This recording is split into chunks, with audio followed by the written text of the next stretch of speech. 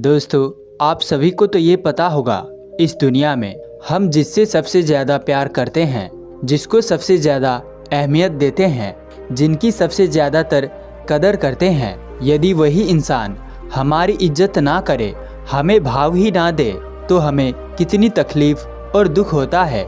ऐसा लगता है कि ये दुनिया ही बेकार है, यहाँ के लोग सिर्फ मतलब के लिए जीते हैं और उनके प्यार को पाने के लिए हम तरह तरह के उपाय अपनाते हैं। हम केवल ये सोचते हैं कि किसी तरह से वो इंसान हमें भाव देने लगे। दोस्तों, आज की वीडियो में हम आचार्य चाणक्य के कुछ महत्वपूर्ण बातों को जानेंगे कि किस तरह आप दूसरों से अपनी इज्जत करा सकते हैं। जो लोग आपको भाव नहीं देते हैं, वो भी आपके लिए तरसेंगे और आपकी अहमियत समझेंगे। तो दोस्तों, इस वीडियो में अंत तक बने रहिए और वीडियो को लाइक करके चैनल को सब्सक्राइब जरूर कर लीजिए। आचार्य चाणक्य कहते हैं कि बिना मतलब के कोई भी आपको इज्जत नहीं देता, इसीलिए खुद को इतना सफल बनाओ कि बिना मतलब के भी लोग आपकी इज्जत करें। ये जो आपके आसपास भीड़ है ना, इनको कुछ ना कुछ मतलब है आपसे। जिस दिन मतलब निकल जाए, उस दिन आप बिल्कुल अकेले रह जाओगे। यहाँ कोई किसी का नहीं है, सबको फायदे की बीमारी है। ये दुनिया सिर्फ मतलब से चलती है, सब मतलब की रिश्तेदारी है। लोगों से रिश्ते निभाकर बस एक ही बात सीखी है कि किसी की हद से ज़्यादा फिक्र करोगे तो वो इंसान तुम्हें रद्दी के भाव समझने लगेगा। बड़े खुशनुमा हम थे कि हम उनकी ज़िंदगी में अहम थे। इंसान किसी के लिए कितना भी लॉयल और ऑनेस्ट क्यों ना रह ले, तुमसे दिल भरने के बाद तुम ठुकरा दिए जाओगे। कर्मों के खेल से कौन बचा है? जिसने जैसा करा है उसने वैसा भरा है। किसी को अच्छे से जाने बिना दूसरों की बातें सुनकर उसके लिए कभी कोई गलत धारणा बना लेना सबसे बड़ी मूर्खता है। जब पत्थर को तोड़कर भगवान बना सकते हैं, तो फिर लोग घमंड को तोड़कर इंसान क्यों नहीं बनते? जो नायक होता है वो दुश्मनों से लड़ता है, और जो नालायक होता है वो हमेशा अपनों से लड़ता है। रिश्ते का गलत इस्तेमाल कभी मत करना, क्योंकि अच्छे लोग ज़िंदगी में बार बार नहीं आते। ज़िंदगी में ये दो बात याद हमेशा रखना: गुस्से में कोई फैसले मत लेना, और ज़्यादा खुश होने पर किसी से कोई वादा मत करना।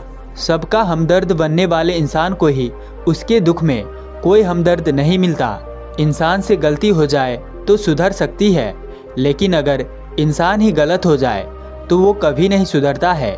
दम घुट रहा है, इस ज़िंदगी से खुलकर रो भी नहीं सकते, और दर्द इतना है कि किसी से कुछ कह भी नहीं सकते। अपनी ज़िंदगी में लोगों को इतना भी हक मत दो कि कोई भी आकर आपको तोड़कर चला जाए। कुछ लोग शर्मिंदा होने पर माफ़ी नहीं मांगते हैं, बल्कि वो तो इसलिए माफ़ी मांग लेते हैं क्योंकि आपको उनकी सच्चाई का पता चल गया है। आपको ये कभी पता नहीं चलेगा कि आप किस लायक हो जब तक आप खुद कोशिश नहीं करोगे। अकेलापन एक इशारा है उस कुदरत का कि वो कुदरत तुम्हें झूठों लोगों से बचाना चाहती है। कुछ भी नहीं बदलेगा। यहाँ मेरे बिना दो चार लोग रोएंगे, सिर्फ 2-4 दिन के लिए। मेरे होने का असर तुम पर मेरे ना होने के बाद दिखेगा। जो बिना मतलब की बात करे, एक ऐसे शख्स की तलाश है।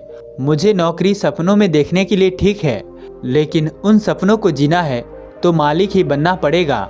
नींद भी नीलाम हो जाती है। दिलों की महफिल में जनाब किसी को भूलकर सो जाना इतना आसान नहीं होता। तो इस वास्ते चुप हूँ कि तमाशा ना बने। और तू समझता है कि मुझे तुझसे कोई शिकायत नहीं है। दर्द बताकर बदनाम हो जाओ, इससे अच्छा है कि मुस्कुराकर खामोश हो जाओ। कहाँ हारती है औरतें, उन्हें तो हराया जाता है।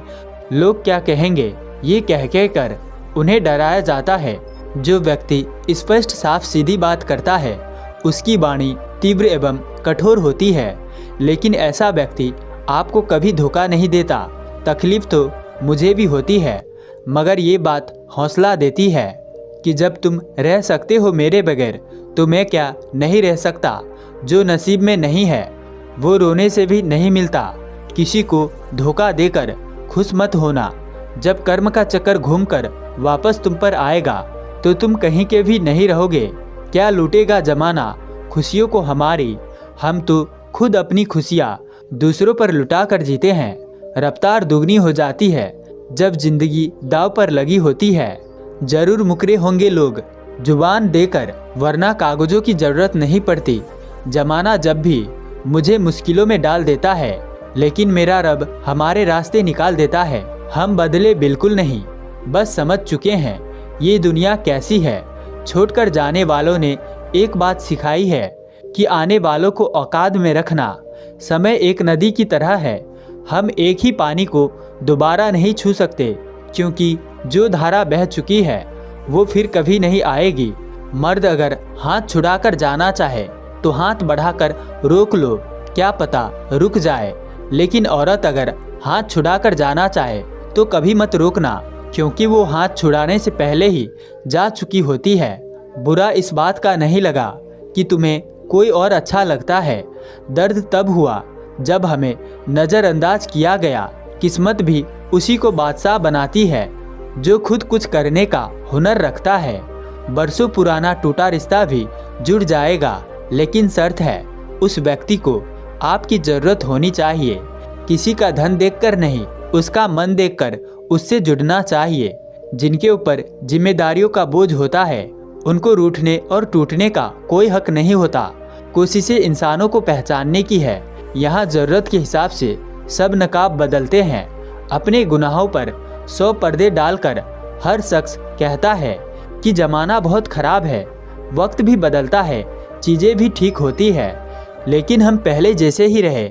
मेरे किरदार से वाकिफ होने की कोशिश मत कर, हमें समझने में दिल लगेगा और तुम दिमाग वाले हो।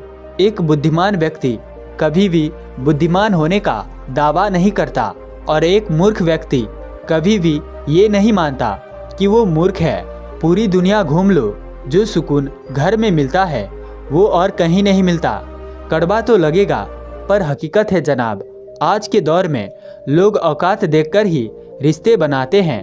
उन्हीं लोगों को क्रोध सबसे ज़्यादा आता है जो अपने मन की पीड़ा को किसी से कह नहीं पाते हैं। खुद का दर्द खुद से ज़्यादा और कोई नहीं समझ सकता। प्रेम इस दुनिया की सबसे सरल चीज़ है, जिसका मिलना इस दुनिया में सबसे कठिन है। जवाब तो हर बात का दिया जा सकता है, मगर जो रिश्ते की अहमियत ही ना समझ पाए वो रिश्तों को क्या समझेगा। छोड़कर जाने वाले क्या जाने यादों का बोझ कितना भारी होता है। गलत औजार से आप एक स्क्रू भी नहीं खोल सकते, तो गलत दिशा में मेहनत करने से आप कामयाब कैसे हो सकते हो। अकेले रहने की आदत होनी चाहिए, क्योंकि कोई हमेशा साथ नहीं रहता। बात बस इतनी सी है कि या तो तुम या कोई नहीं खास होते हैं। वो लोग जो वक्त आने पर वक्त दिया करते हैं। मजाक और पैसा काफ़ी सोच समझकर उड़ाना चाहिए। अच्छे लोगों की इज्जत कभी कम नहीं होती, क्योंकि सोने के 100 टुकड़े करने पर भी उसकी कीमत कभी नहीं घटती। वादा अगर निभा ना सको तो किसी से किया भी मत करो। इस खेल में आपका तो सिर्फ वादा टूटता है, लेकिन किसी का दिल अंदर तक टूट जाता है। वो इंसान आपकी वैल्यू कभी नहीं समझेगा जिसके लिए आप हमेशा अवेलेबल रहोगे। इंसान अपनी मर्जी से खामोश नहीं होता, वो किसी न किसी बात से अंदर तक बहुत सताया होता है। एक बात याद रखना, हम किसी के लिए एक एक वक्त तक स्पेशल होते हैं, और उनका इंटरेस्ट खत्म होते ही वो हमें इग्नोर करने लगते हैं। अपनी नज़र हमेशा उस चीज़ पर रखो जिसे तुम पाना चाहते हो, उस पर नहीं जिसे तुम खो चुके हो। कहते हैं जिंदगी का आखिरी ठिकाना ईश्वर का घर है। कुछ अच्छा कर ले मुसाफिर, क्योंकि किसी के घर खाली हाथ नहीं जाते। पत्नी को उड़ने के लिए पंखों की नहीं, बल्कि अपने पति के साथ और अपनेपन की ज़रूरत होती है। किसी इंसान को बार बार समझाने से तो अच्छा है आप एक बार खुद के दिल को ही समझा लो। जो लोग आपकी सही बात का भी गलत ही मतलब निकालते हैं, ऐसे लोगों को सफाई देने में अपना वक्त कभी बर्बाद मत करना। जल्दीबाजी में किया गया विश्वास और मेहनत के बिना लगाई गई आस, इन दोनों का परिणाम अंत में धोखा ही निकलता है। मैंने एक चीज़ नोट की है, हर परिवार में एक ऐसा शख्स ज़रूर होता है जिसको सबके दुख का एहसास होता है, जिसके सबके दुख अपने से लगते हैं। वो हर किसी को सराहा देता है, लेकिन जब वो दुख में होता है तो उसका कोई साथ नहीं देता और वो बिल्कुल अकेला रह जाता है। बनावटी लोगों से संभल कर रहना, ये पहले रो रो के आपके दुख दर्द पूछेंगे, फिर हंस हंस के जवाने वालों को बताएंगे। जो इंसान झूठ बोलने की कला को जानता है वो जिंदगी भर गैरों को खुश रख सकता है, लेकिन अपनों को कभी खुश नहीं रख पाएगा। कोई तारीफ करे तो तुरंत नाचने मत लग जाना, क्योंकि याद रखना, तारीफ के पुल के नीचे मतलब की नदी बहती है। भगवान मौत दे दे, पर ऐसी जिंदगी किसी को ना दे जिसे जीने के लिए तड़पना पड़े। धर्म बचाने के नाम पर तुम्हें बम पत्थर तलवार तो मिल जाएगा, मगर घर बचाने के लिए तुम्हें नौकरी और रोजगार कभी नहीं मिलेगा। परवाह करने की आदत ने परेशान कर दिया। अगर बेपरवाह होते तो बहुत सुकून होता। जिंदगी में हम शतरंज के शौकीन नहीं थे, इसीलिए धोखा खाते रहे। लोग मोहरे चलते रहे थे और हम रिश्ते निभाते रह गए। ज्ञानी और अज्ञानी दोनों को समझाया जा सकता है, लेकिन अभिमानी को कोई नहीं समझा सकता। उसे तो केवल वक्त ही समझाता है। दूर हो जाना चाहिए ऐसे लोगों से जो गलत होते हुए भी आपको अपनी बातों से दबाना चाहते हैं। ज़्यादा समझदार और मूर्ख में कोई फर्क नहीं होता, क्योंकि ये दोनों किसी की नहीं सुनते। मुश्किलों को कुछ इस तरह से टक्कर दो कि जीतो तो भी इतिहास रचो और हारो तो भी इतिहास रचो। आमदनी कम हो तो खर्चों पर काबू रखिए, और अगर जानकारी कम हो तो लफ्ज़ों पर काबू रखिए। प्यार आपका बिल नहीं चुकाता और पैसे कभी धोखा नहीं देता। जो है जितना है उसमें खुश रहना सीखिए, क्योंकि ज़रूरत से ज़्यादा रोशनी भी इंसान को अंधा कर देती है। कोई किसी का नहीं होता। जब लोगों का दिल भर जाता है तो लोग याद करना भी भूल जाते हैं। अपनों के साथ किया गया छल अपने ही अंत की शुरुआत होती है। पैसा एक ऐसी चीज़ है जिसमें छुआछूत नहीं माना जाता। एक नोट कसाई के हाथों से होते हुए मंदिर मस्जिद तक बिना भेदभाव के पहुंच जाता है। जिंदगी में शांत रहना सीखो, क्योंकि आपका गुस्सा किसी और की जीत है। हर वो शख्स नफरत के काबिल है जो दिमाग चलाकर रिश्तों की हत्या करता है। दुख का सबसे बड़ा कारण यही है कि सच्चे इंसान को लोग समझते नहीं हैं और गलत इंसान को लोग परखते नहीं हैं। मेहनत का फल और समस्या का हल हमेशा वक्त आने पर ही मिलता है।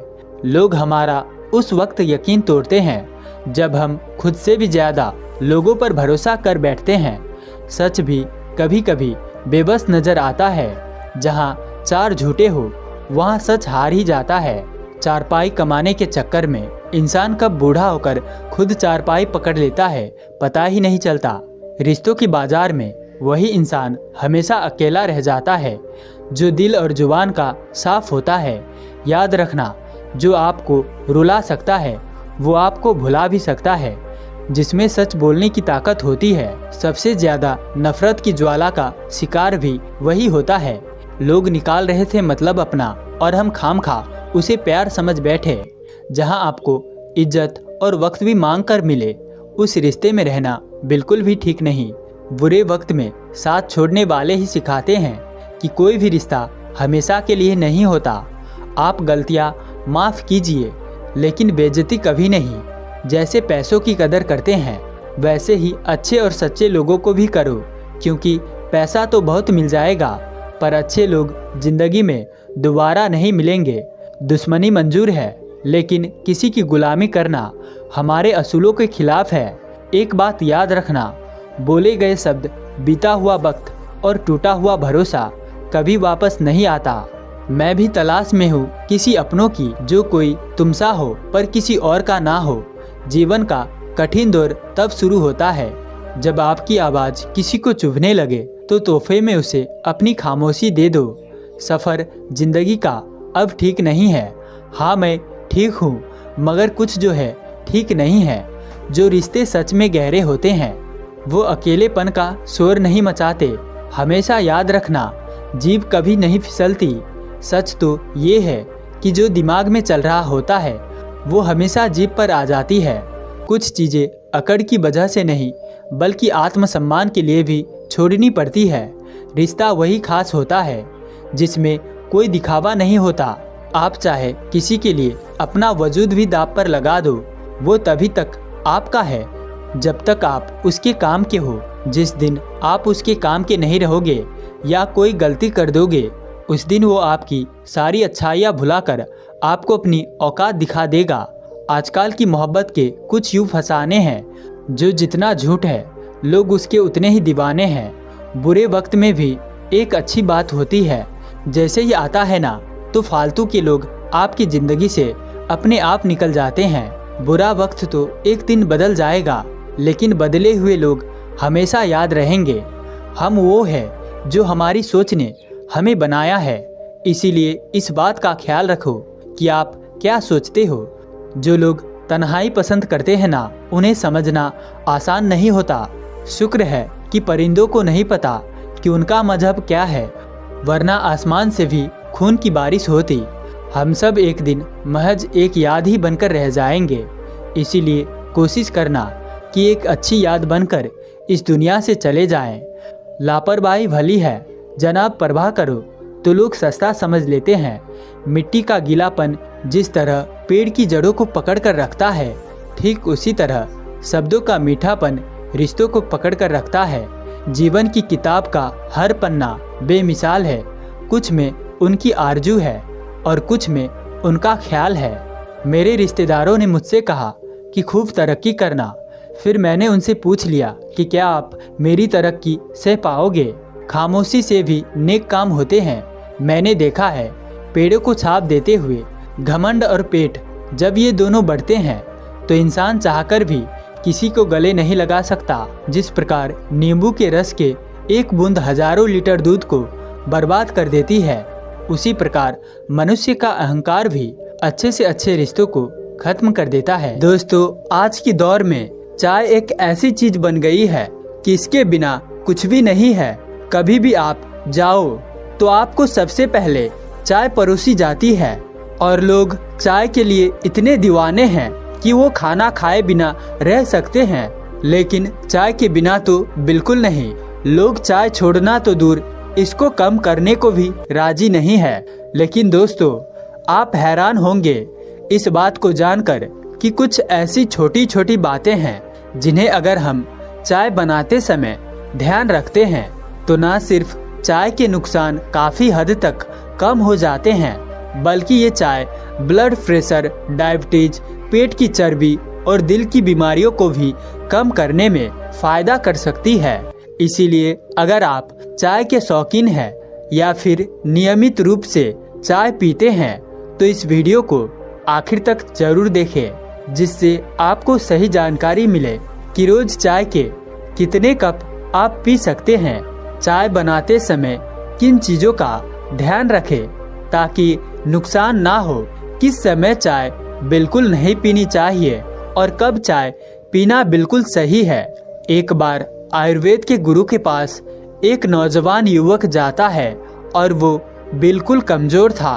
उसको बहुत सारी छोटी छोटी बीमारियां हो रखी थी क्योंकि वो चाय को गलत तरीके से पीता था। वो उन गुरु के पास जाकर कहता है, हे गुरुदेव, आप मुझे कोई ऐसा उपाय बताइए क्योंकि मेरा शरीर बिल्कुल कमज़ोर हो चुका है और बहुत सारी बीमारियों ने घर कर लिया है। फिर वो गुरु उस युवक से पूछता है, तुम मुझे सबसे पहले ये बताओ कि तुम सुबह उठते ही सबसे पहले क्या करते हो। उस लड़के ने जवाब दिया कि गुरुदेव, मैं सबसे पहले उठते ही चाय पीता हूँ, उसके बाद बाकी के सारे कामकाज करता हूँ। फिर गुरु मुस्कुराते हुए कहते हैं कि बेटा, यही तो तुम सबसे बड़ी गलती कर रहे हो, यही तो तुम्हारी समस्या का सबसे बड़ा कारण है। चाय का गलत समय पर, गलत मात्रा में, गलत तरीके से सेवन करना आपके लिए नुकसानदायक हो रहा है। अगर बेटा आप चाय को सही तरीके से बनाकर पिएंगे तो नुकसान नहीं बल्कि फ़ायदा होगा, क्योंकि चाय में पॉलीफेनल और फ्लोविनेट्स और एंटीऑक्सीडेंट होते हैं। लेकिन अक्सर हम चाय बनाते समय अनजाने में ऐसी गलतियां करते हैं जिससे इन एंटीऑक्सीडेंट का हम ज़्यादा फायदा नहीं ले पाते हैं। इसका सबसे बड़ा कारण ये है कि चाय को ज़्यादा उबालना, चाय को बहुत ज़्यादा नहीं उबालना चाहिए। कुछ लोग पानी में चाय की पत्ती डाल के 10-15 मिनट तक उबालते हैं। इससे भले ही चाय कड़क बनती है, लेकिन ऐसा करने से एक तो एंटीऑक्सीडेंट बहुत कम हो जाते हैं और दूसरा चाय जितनी ज़्यादा उबाली जाएगी उतने ही टेनिस रिलीज होगी। इन्हीं टेनिस की वजह से ऐसी कड़क चाय पीने वाले लोगों के दांत पर काले निशान हो जाते हैं। पेट में एसिड बहुत बनता है और खाने से न्यूट्रिएंट्स अब्जॉर्ब नहीं हो पाता है। इसीलिए तो कहा जाता है कि स्टॉल वाली चाय ज़्यादा नुकसान करती है, क्योंकि वो लोग चाय को खूब उबालते हैं और एक ही पत्ती को कई बार इस्तेमाल करते रहते हैं। दूसरा ये कि जब चाय में चीनी डालते हैं तो इसके एंटीऑक्सीडेंट गुण कम हो जाते हैं। इतना सुनते ही वो युवक उन गुरु से कहता है, गुरुजी, अब फीकी चाय पीना तो बहुत ही मुश्किल है, क्योंकि मैं तो बहुत मीठी चाय पीता हूँ। इसका कोई समाधान बताइए। गुरुदेव कहते हैं, आगे सुनो बेटा, जो चाय के बिना नहीं रह पाते हैं उन्हें अगर फीकी चाय पिला दो तो वो नहीं पिएंगे, क्योंकि चीनी की एक अलग ही लत होती है। लेकिन ऐसा मीठा क्यों डाले जो सल्फर और बाकी केमिकल से बना हो और उसमें न्यूट्रिएंट्स के नाम पर कुछ भी ना हो। चाय में मीठा डालना है तो या तो देसी खांड डाले या फिर धागे वाली मिश्री पाउडर का इस्तेमाल करे। गुड़ वाली चाय सुनने में तो हेल्दी लगती है, लेकिन आयुर्वेद के अनुसार गुड़ और दूध का सही कॉम्बिनेशन नहीं है। अगर बेटा आप उबले हुए दूध में गुड़ डाल दोगे तो फिर वो दूध फट जाता है। गुड़ वाली चाय सही नहीं है, इससे पेट खराब हो सकता है। इसके आगे फिर वो गुरु उस युवक से कहते हैं कि बेटा, चाय बनाते समय कुछ ऐसी चीजें हैं, अगर आप इन्हें भी साथ में डाल देते हैं तो ना सिर्फ ये चाय आपको छोटी छोटी बीमारियों से बचाएगी, बल्कि आपकी ये चाय और भी ज़्यादा टेस्टी और लाभदायक हो जाएगी। और ऐसी 7 चीज़ें हैं। इनमें सबसे पहली चीज़ है छोटी इलायची। बेटा, छोटी इलायची ना सिर्फ आपके शरीर को ताकत देती है, बल्कि ये एंटी इन्फ्लामेटरी भी होती है, जिस वजह से इसके रेगुलर सेवन करने से काफ़ी सारी बीमारियां टल जाती है।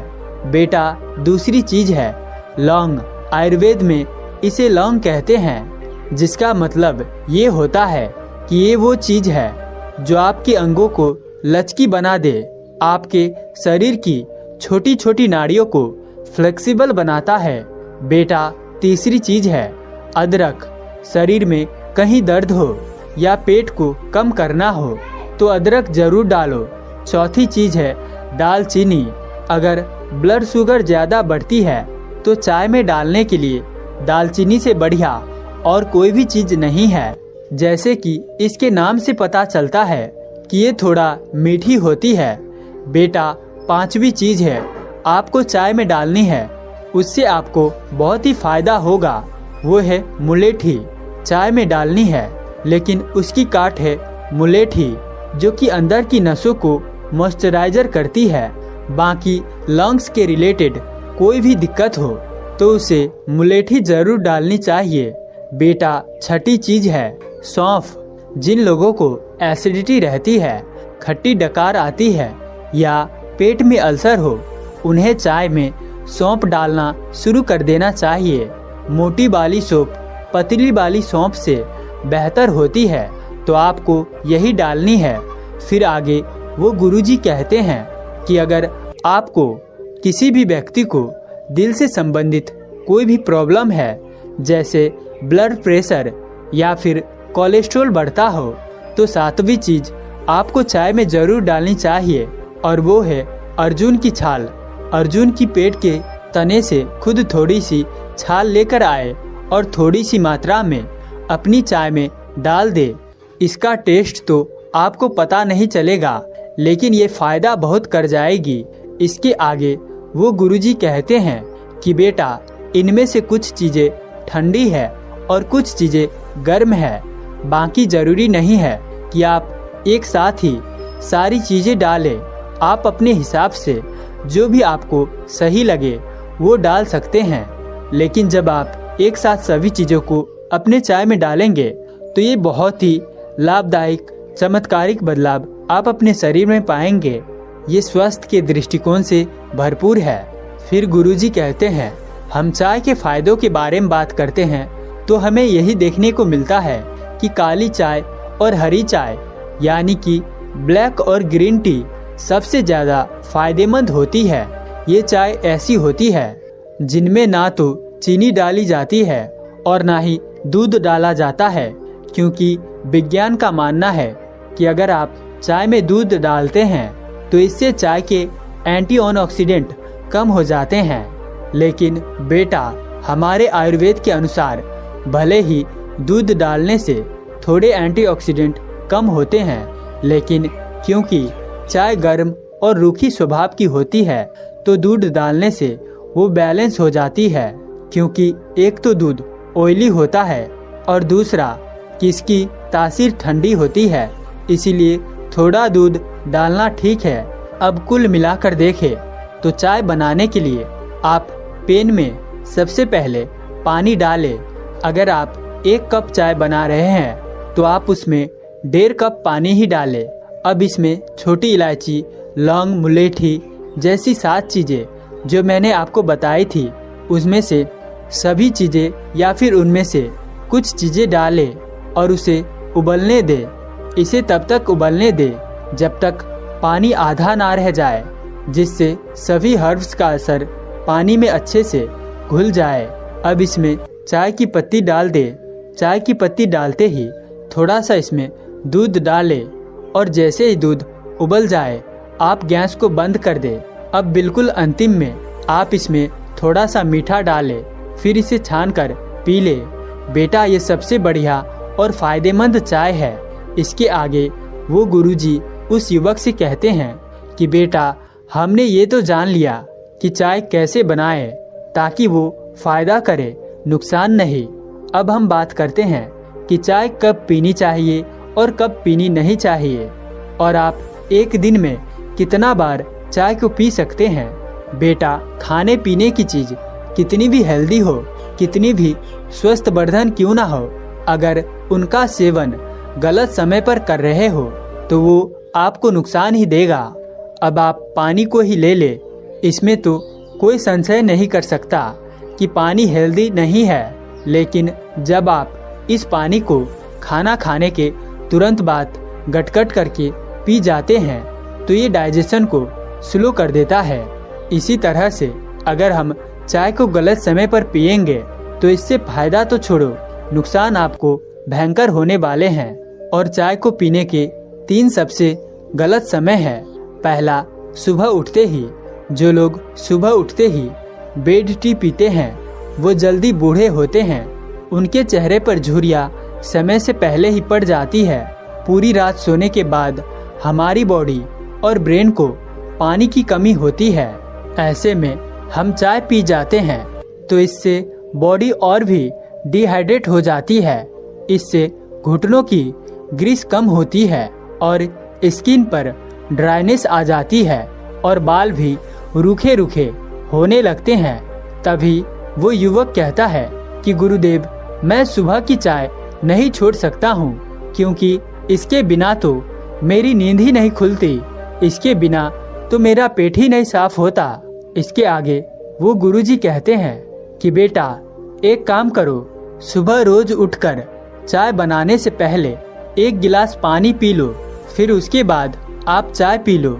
ज़्यादातर देखा जाए तो ज़्यादातर लोग सुबह उठकर चाय इसलिए पीते हैं क्योंकि चाय के बिना उनके टॉयलेट का प्रेशर नहीं बनता। यही दिक्कत सिगरेट पीने वालों को भी होती है। जो लोग सिगरेट पीते हैं उन्हें भी बिना सिगरेट पिए प्रेशर नहीं बनता और मल अच्छे से निष्कासित नहीं होता। क्या सिगरेट अच्छी चीज़ है? लेकिन अगर आपको लगता है कि सुबह उठकर चाय नहीं पिएंगे तो पेट साफ नहीं होगा, तो इसका समाधान ये है कि आप कुछ दिन चाय की जगह सुबह उठते ही गुनगुना पानी पियो। ये बहुत ही असरदार है। सुबह गुनगुना पानी पीने से पेट तो खुलकर साफ होगा ही, बल्कि इससे मेटाबॉलिज्म एकदम से बढ़ जाएगा, जिससे चुस्ती आएगी और शरीर पर जमी चर्बी भी पिघलने लगेगी। इसके आगे वो गुरुजी उस युवक को बताते हैं कि बेटा, दूसरा चाय पीने का सबसे खराब समय है खाना खाने के जस्ट बाद।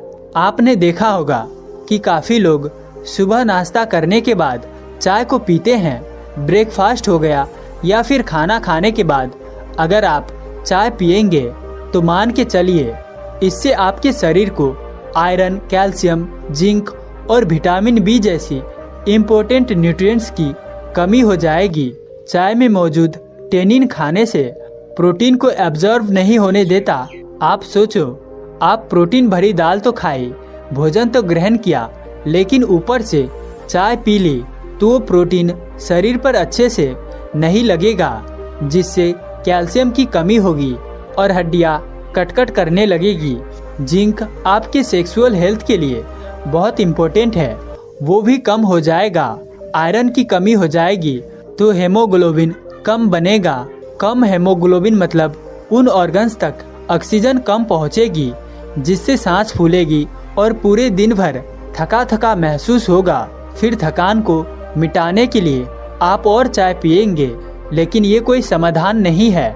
बेटा, पुराने जमाने में जब कोई किसान दिन भर हल जोतकर घर लौटता था तो पता है वो थकान को मिटाने के लिए क्या खाता था? एक डली गुड़ की और ऊपर से एक गिलास पानी। गुड़ से इंस्टेंट एनर्जी मिलती है और पानी से डिहाइड्रेशन नहीं होती है। खैर, खाने के बाद चाय को अवॉइड करें। कम से कम 1 घंटे का गैप जरूर होना चाहिए। खाने के बाद कुछ भी पीने का मन करे तो सबसे बढ़िया है आप छाछ पी सकते हैं। इससे डाइजेशन इम्प्रूव होती है।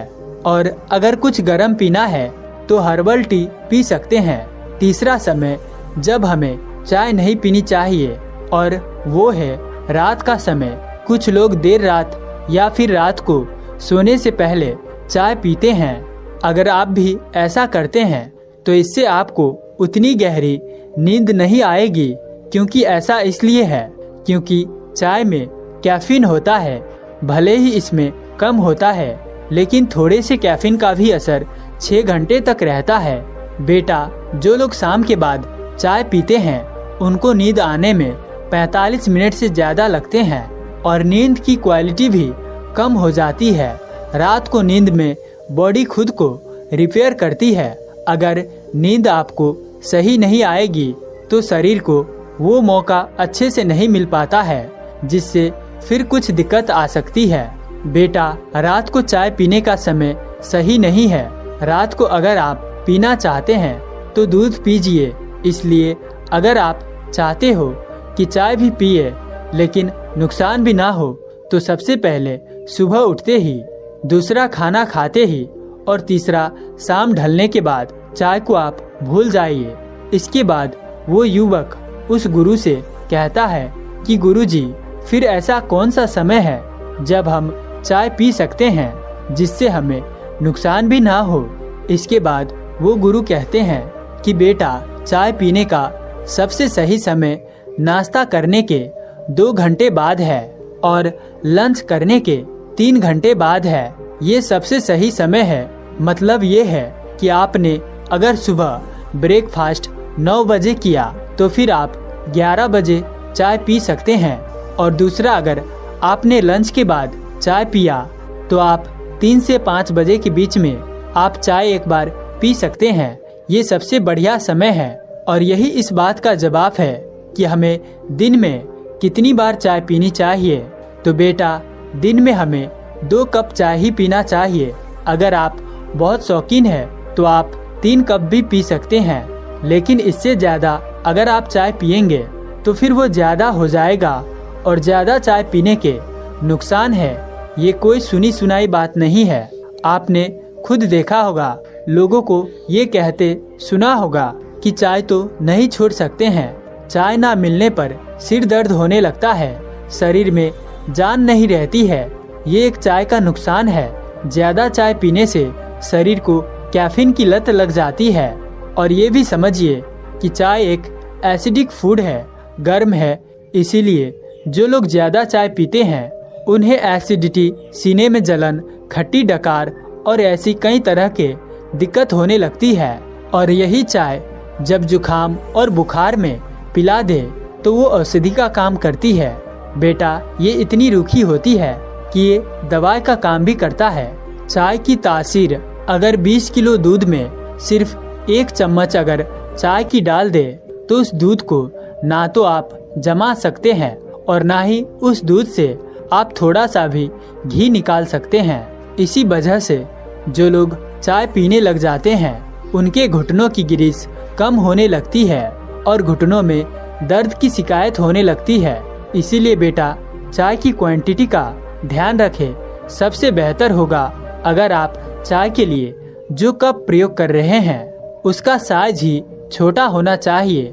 हर कोई चाय को कप के हिसाब से पीता है। इनफैक्ट हमारा दिमाग भी कप के हिसाब से ही मेजर करता है कि बड़े कप में अगर चाय दो तो ज़्यादा चाय पिए जाएंगे और अगर छोटे कप में पिएंगे तो वही कम चाय में मन शांत हो जाएगा। तो ये एक अच्छा तरीका है कि हम छोटे कप में चाय पिए। आगे वो गुरु कहते हैं कि बेटा, 2-4 बातें हैं चाय के बारे में जो ध्यान देने लायक है। पहली तो ये है कि रखी हुई चाय को दोबारा गर्म करके कभी नहीं पीना चाहिए, हमेशा फ्रेश बनाकर ही चाय पीना चाहिए। दूसरा, अगर आप रोज के 2-3 कप चाय पीते हैं तो आप अपने पानी के इंटेक भी ज़्यादा ऊपर रखें, इससे पानी की कमी नहीं होगी। और फिर बहुत ही ज़्यादा गर्म चाय पीना भी आपके भोजन नली के लिए अच्छा नहीं है। एक तो चाय एसिडिक है, ऊपर से बहुत गर्म होने की वजह से जब ये भोजन नली के द्वारा पास होती है तो वहाँ जलन पैदा करती है। इसीलिए ठीक ठाक गर्म चाय ही पिए। फिर अक्सर हमारे घर पर चाय के लिए एक अलग से पेन होता है।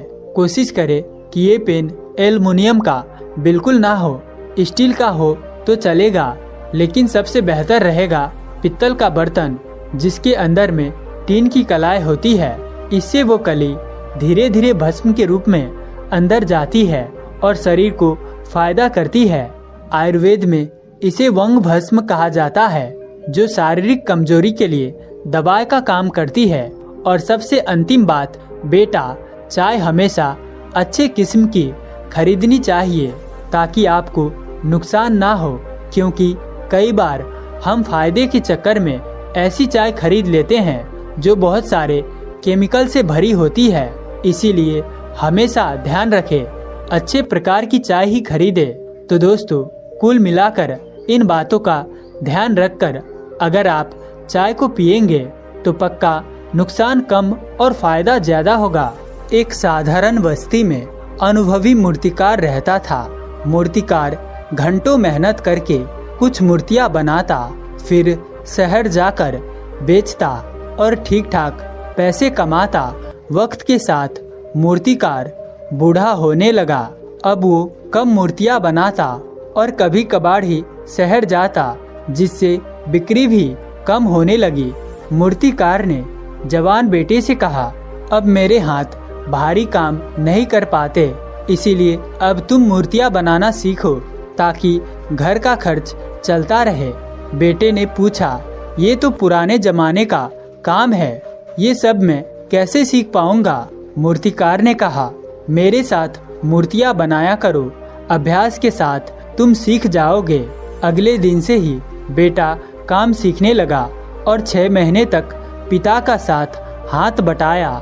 जब कुछ मूर्तियां तैयार हुई तो बेटा उनको बेचने बाजार गया। फिर शाम को बेटे ने घर आकर पिता को बताया कि आज मैंने 4,500 की बिक्री की है। मूर्तिकार खुश हो गया, पर बेटा उदास था। बेटे ने कहा, पिताजी, आपकी बनाई मूर्तियाँ 4000 में बिक्री हुई, लेकिन मेरी सिर्फ 500 में। मेरी 6 महीने की मेहनत खराब हो गई। पिता ने कहा, अभी तुमको बहुत कुछ सीखना है। सबसे पहले बेसिक्स पर काम करो।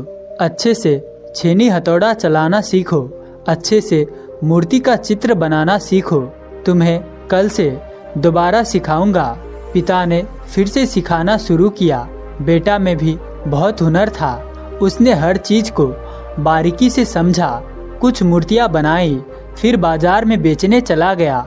इस बार लड़के ने 2000 रुपए में मूर्ति बेची थी। इस तरह से पिता पुत्र साथ में काम करने लगे।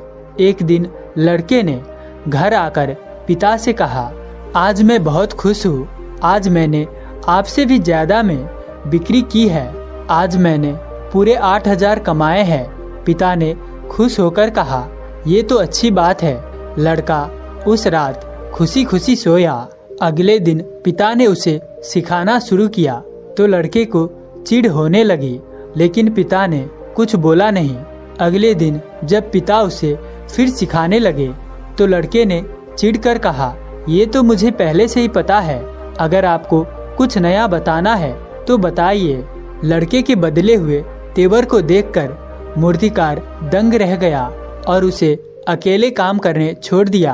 काम बढ़िया चल रहा था। लड़का कुछ मूर्तियां बनाता और अच्छे दामों में बाजार में बेचता। एक दिन पिता ने मूर्ति की तरफ देखते हुए बेटे से बोला, मूर्ति के चेहरे के हिसाब से आंखों का आकार सही नहीं आया है, इसे दोबारा बनाओ। लड़के ने तुरंत मना कर दिया और घमंड से कहा, पिताजी, मुझे नहीं लगता कि मेरी बनाई मूर्ति में कमी है। मैं आजकल 10-10 हजार की मूर्तियाँ बिक्री कर रहा हूँ। इस पर मूर्तिकार ने शांत आवाज में कहा, ठीक है, अब मैं तुम्हें कोई सलाह नहीं दूंगा, पर याद रखना तुम उससे ज्यादा की बिक्री नहीं कर पाओगे। बस इतना बोलकर पिता वहाँ से चले गए। लड़की को मन में पछतावा हुआ कि उसे पिता से ऐसे बात नहीं करनी चाहिए थी, लेकिन उसे काम की जल्दी थी। उसने पिता की बात पर ज्यादा ध्यान नहीं दिया और काम पर लग गया। कुछ दिन बाद लड़के को एक कला प्रदर्शनी का आमंत्रण पत्र मिला, जिसमें देश के अच्छे अच्छे कलाकारों के बीच प्रतियोगिता होने वाली थी। लड़के ने 3 महीने लगाकर एक सुंदर मूर्ति बनाई। जब प्रतियोगिता में पहुंचा तो एक जवान कलाकार का काम देखकर दंग रह गया। जो शैली लड़के के पिता उसे सिखाते थे, उसी तरह की मूर्तियाँ इस नए कलाकार ने बहुत अच्छे से बनाई थी। उम्र में ये जवान लड़का बहुत आगे निकल गया था। थोड़ी देर बाद विजेता की घोषणा हुई तो लड़के को ज्यादा हैरानी नहीं हुई। जवान कलाकार प्रदर्शनी में पहले स्थान पर आया था। लड़के ने विजेता कलाकार से जाकर कौतूहलता से पूछा, तुमने इस प्रकार की मूर्तियाँ बनाना कहाँ से सीखी? विजेता कलाकार ने कहा, मैंने ये सब आपके पिताजी से ही सीखा है, वही मेरे गुरु है। लड़के ने आगे कुछ नहीं कहा, सीधे घर आ गया। कुछ दिनों तक उसका काम में मन नहीं लगा। उसे लगने लगा कि उसकी मूर्ति कौन खरीदेगा जब शहर में इतना प्रतिभावान मूर्तिकार है। फिर एक दिन उसने पिता से बात की, पिताजी, मैं प्रतियोगिता में हार गया, पर आप एक बात बताइए, प्रतियोगिता में जीतने वाला कलाकार कह रहा था कि उसने आपसे मूर्तियाँ बनाना सीखा है, पर मैंने तो आपको किसी और को सिखाते हुए नहीं देखा। फिर वो आपको अपना गुरु क्यों कह रहा था? पिता ने कहा, ये बात सच है कि मैंने उसको हाथ पकड़कर कभी नहीं सिखाया है, लेकिन वो लड़का अक्सर मुझसे सलाह लेने आया करता। ये सुनकर लड़के को पछतावा हुआ। उसने पूछा, लेकिन उसने काम इतनी जल्दी कैसे सीखा? पिता ने कहा, दुनिया लगातार आगे बढ़ रही है, तुमने सीखना बंद कर दिया, इसीलिए तुम्हें लग रहा है कि वो जल्दी सीख गया। यही तुम्हारी गलती है। जैसे साइकिल पर संतुलन बनाने के लिए लगातार पैरों से चलाना पड़ता है, वैसे ही जीवन में संतुलन बनाने के लिए और आगे बढ़ते रहने के लिए आपको लगातार सीखना पड़ता है। पिता ने कहा, माना कि तुम जवान हो और जवान लोगों का काम है नए इतिहास पर काम करना, पर तुम मेरे अनुभव से सीख सकते हो। मैं तुम्हें बता सकता हूँ कि तुम्हें कौन सी गलती नहीं दोहरानी चाहिए, जिससे तुम अपना समय और मेहनत बचा सको। मैं देख रहा हूँ कि आजकल तुम्हारा काम करने का मन नहीं करता, बार बार रुक जाते हो। सीखने का यही फायदा है कि इंसान फेलियर से बहुत जल्दी बाहर निकलता है, क्योंकि वो अंदर से ये बात जानता है कि गलती हुई है तो मैं सीख लूंगा। बेटे को अपनी गलती समझ में आ रही थी। उसने कहा, पिताजी मैं क्या करूं? जब भी मुझे कोई सलाह देता है तो मुझे चिढ़ होती है। पिता ने कहा, सीखने में रुकावट अहंकार के कारण होती है और अहंकार हम सबको परेशान करता है, जिस कारण अपनी गलती देखने में सबसे पहला रिएक्शन चिढ़ और गुस्से का ही होता है। लेकिन अगर तुम शांत रहकर इस भावना को देखना सीख लो, यानी सचेत हो जाओ, तो इससे अपने आप कंट्रोल कर लोगे और इसके बाद किसी के सलाह सुनने में तुम्हें अपना ही फायदा दिखेगा। गुरु, अपने से बड़े और माता पिताओं के सलाह लेकर ही तुम कुछ करोगे और जीवन में सीखते रहोगे और इसके बाद तुम्हें कभी भी सीखने में दिक्कत नहीं होगी। दोस्तों, गौतम बुद्ध कहते हैं कि सीखने के लिए 2 जरूरी बात है। पहली, सीखना ज्ञान की अंतहीन खोज है, यानी सीखने की यात्रा कभी खत्म नहीं होती। दूसरा बात, बुद्ध अपने शिष्यों से हमेशा कहते हैं कि कभी एक गुरु की शिक्षाओं से संतुष्ट नहीं होना, बल्कि मन की गहराई तक जाने के लिए जीवन के हर मोड़ पर सीखते रहना होगा कि नहीं, सफलता मिलेगी कि नहीं, इस चिंता के कारण काम करने का मन नहीं करता। हम पढ़ने और सीखने में फोकस नहीं ला पाते हैं। तो दोस्तों, अगर आज की संदर्भ में आपको कुछ सीखने को मिला है तो वीडियो को लाइक और चैनल को सब्सक्राइब कर देना और साथ ही अंत तक हमारे साथ बने रहने के लिए मैं किशन शर्मा आप सभी का दिल से बहुत बहुत धन्यवाद करता हूँ। तो चलिए मिलते हैं ऐसे किसी और नए संदर्भ के साथ। तब तक के लिए अपना ख्याल रखें। धन्यवाद।